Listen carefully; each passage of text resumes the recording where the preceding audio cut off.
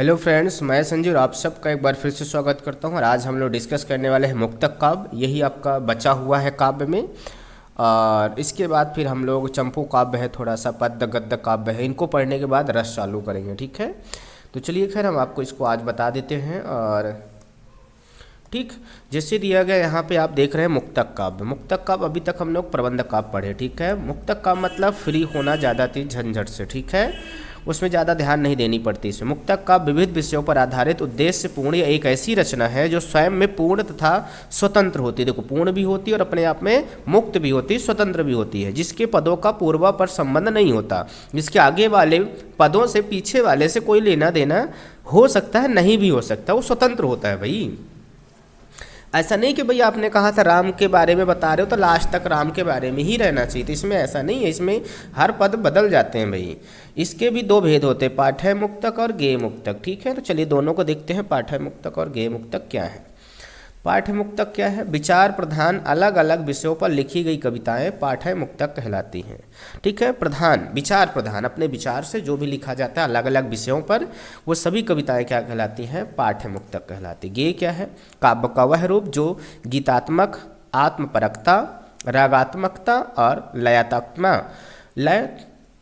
लयात्मकता से पूर्ण होता है। यानी सब कुछ उसमें हो, गा सको, आत्मपरकता हो, अच्छा लग सके, राग भी उसमें हो, लय भी हो, वो पूर्ण होता है। उसे गेय मुक्तक या प्रगीत संज्ञा दी गई है। यानी कि गीत वगैरह क्या होती है? गीत वगैरह, वो तो कविताएं हो गई, लेकिन ये गीत वगैरह जो गाने वगैरह लिखे जाते हैं वो गेय मुक्तक में आते हैं। गाना मतलब गेय, गाना मतलब गेय। जैसे जूही की कली निराला जी लिखे हैं, आंसू प्रसाद जी ने लिखे, जयशंकर प्रसाद ने। तो ये गेय मुक्तक की मेन रचनाएं हैं, यहाँ पे लिखा हुआ है। ठीक है, तो आपने पाठ्य मुक्तक मतलब कविताएं हो गई, गेय मुक्तक आपने देखा गीत वगैरह, प्रगीत जिसे कहते संज्ञा दी गई है। अच्छा, मुक्तक काव्य के यहाँ पे हम लोग एक साथ देख लेते हैं, बाकी आप वहाँ पे आप कुछ पाठ में कुछ गीत में बदल सकते हो। जैसे कबीर के दोहे, ये भी मुक्तक काव्य के अंदर आते हैं। कुछ कविताएं हैं, कुछ कहानियां हैं। ठीक है, कबीरदास जी जो दोहे कहें गा गा के कहें, गीतात्मक। मीरा के पद हैं, वो भी गाती रहती है मीराबाई जी। बिहारी सतसई बिहारी जी, रहीम के दोहे आपने देखा, ही सब क्या है? मुक्तक काव्य हैं।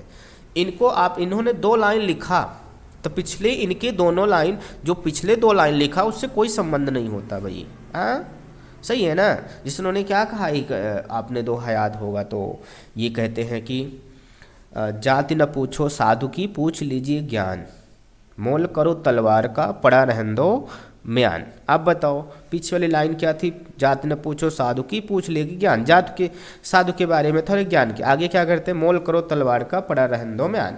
तो फिर बदल गए तुरंत। और उसके अब ये 2 लाइन तो हो गए, ठीक है, इनमें से कुछ सिमिलरिटी भी है, लेकिन आगे के जो अगला दोहा है उससे कोई मतलब नहीं। तो ये होता है मुक्तक काव्य। तो इनको आपको याद रख लेना। रहीम के दोहे रहीमदास जी, बिहारी सतसई बिहारी जी, मीरा के पद और कबीर के दोहे, ये सारी चीज़ें हैं।